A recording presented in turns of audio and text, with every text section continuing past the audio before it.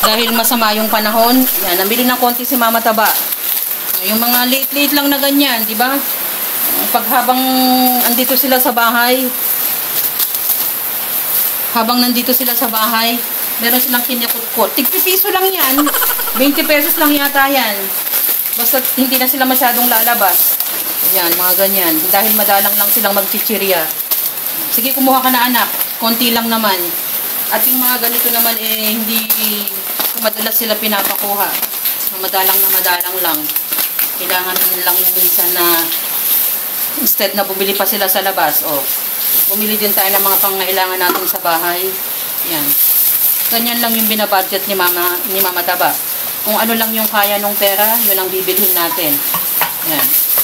Gatas, kasi gagawa tayo ng mga konting dessert. Mga delata. Diba, mga Taba? Pansinin nyo yung mga kinukuha ko. Kasi meron naman kaming stock ng kape. Pang-reserve lang yan. Ang nakalimutan ko nga dito, sa pagmamadali namin kasi umuulan, noodles. Na hindi ako nakakuha ng noodles. Yan, kumuha na ako niyan. Ganito lang na pang sopas dahil maulan. Tignan nyo nung kinukuha ni Mama Taba. No? Tapos, coffee mate. Yan, sugar. Yung mga ganyan lang. Yan. Yung mga ganito lang na budget pa. Kasi sinasaling ko yan sa bote. Kaya ganyan yung kinukuha ko. Na, ano to malaking bagay yung mga ganito na may mga tipid tips. Yan, pang sigang mix. Yan na naman, nakasashay ng Mang Tomas. Dahil wala sila yung mga oyster sauce na malalaki. Gusto ko sana dito malaki, pero okay na yan. Importante meron. Yung pampapungay, Ajinomoto. Isa pa sa magastos, yung mga ganito. Sabon, tissue, panghugas, at yung sabong panlaba, sabong mabango, toothpaste, bareta. No? Ganyan lang yung pinamili natin.